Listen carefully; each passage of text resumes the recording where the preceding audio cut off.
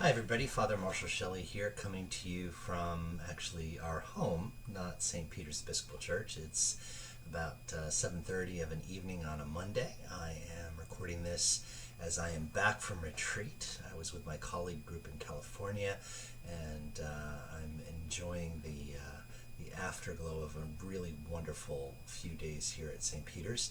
We had a great men's breakfast on Saturday, and then a wonderful All Saints Sunday celebration, and we were able as well, my wife and I, to make a pastoral call or two in the afternoon. So truly a blessed time, and today was just as good in terms of doing some catch-up work in the office and getting things prepared for the next cycle of events that are coming up here at St. Peter's, which I'll allude to in a moment or two. But really what I'm here to talk to you about is the word for the week, and the word for the week is resolution. I brought this up at the men's breakfast. The word resolution, really the idea of resolving to do or to be a certain way. And when you think of resolutions, you think of them in two ways. One is, if you're a clergy person like me, you think about them in terms of resolutions that vestries make. We vote on an issue, we come to an expected set of actions that we're going to take, so we resolve to do them. Or in the case of a diocesan convention or the General Convention of the Episcopal Church, resolutions are things that identify an issue and seek to create an action around it.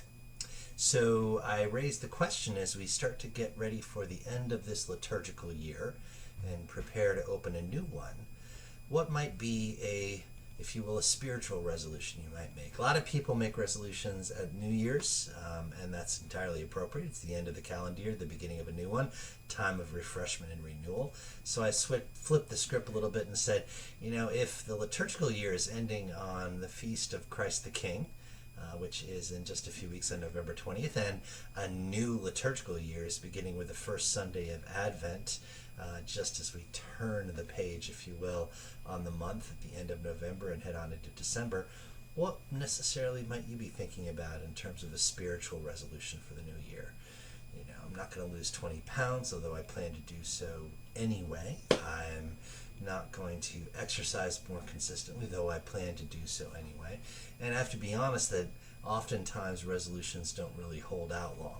All of those gyms try to give you the cut rate on the membership that you sign up for in January, and then you realize in March you haven't been. We have to be honest with ourselves about that.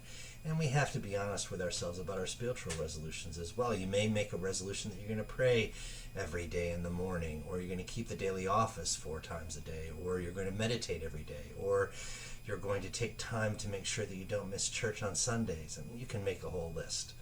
So I asked the men's group, what might be your liturgical new resolution?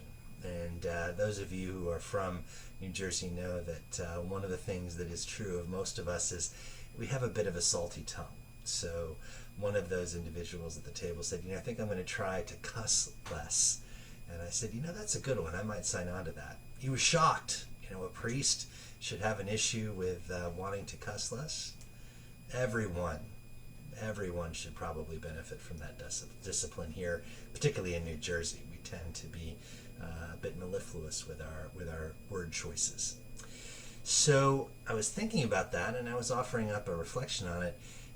There's actually an old monastic practice of this called the custody of the eyes, the custody of the hands.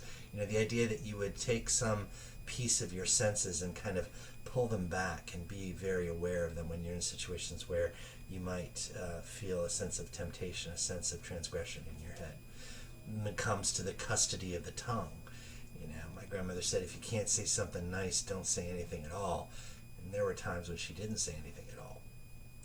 So to acknowledge the fact that we need to exercise from time to time as a spiritual practice a resolution to maintain custody of the tongue or custody of our thoughts, just sort of be mindful of them, rein them back in so that we're aware of those. That might be a good thing to be mindful of. But I'm wondering, what might your resolution be? What might that sense of resolve that you have in yourself? There's a lot going on in the coming year for myself and for St. Peter's, and I'm thinking about the different ways I might find some resolves for myself. One of those is that we're getting ready in my colleague group to take a walking pilgrimage across Britain in the spring. We're going to walk Hadrian's Wall. To get ready for that, I have to resolve to walk more, to hike more, to be ready to put in those miles each day so that I don't wind up blowing out my feet or a knee or being able to sustain that exertion over that period of time. So I have to resolve to get myself into better shape for that. But the other side of this is resolving to be present fully and completely to what's happening in our lives in Christ. Even as we close out one year and get ready to begin a new, whether that's a liturgical one or a calendrical one or a fiscal one, I urge you to figure out some ways you might be able to find some resolve in yourself. For St. Peter's, I'm resolving to be more present in the coming week. We've got a lot going on. Of course, we have all of the regular events of our programming. The shop is open, but excitingly, we're getting ready for a Christmas sale over this coming weekend, so please do keep your eyes on that. Looking forward to that. All things Christmas will be on sale. As well, we also have our feeding programs, Alice's Cup, the Mini Mart Food Pantry, and Community Supper on Wednesday evening. And, of course, we look forward to seeing everybody around the town virtually and in person as we seek and serve Christ in all persons, loving our neighbors as ourselves. We are off this week for our youth confirmation class, but the adult confirmation inquirers class is continuing online. You'll be able to catch part 2 of the Proclaim the Gospel in Word and Deed series that I was producing to go up when I was away on retreat. I had a couple more ideas I wanted to flesh out, but of course you can find all of those in the playlist. And please know that you are always welcome home at St. Peter's. We're glad to have you with us, and we look forward to seeing you. In just a couple of weeks, we'll be having our bishop visit. Bishop Stokes will be making his last visitation on November 20th, Christ the King Sunday. Also, the Charter Day in which King George III signed the charter that actually brought St. Peter's into being. So, think about that. What are you resolving to do in the coming weeks and months that will bring you a little closer to God and a little closer to your neighbor in Christ? For now, please like and subscribe. Hit the bell for notifications. Take care and God bless. Bye-bye now.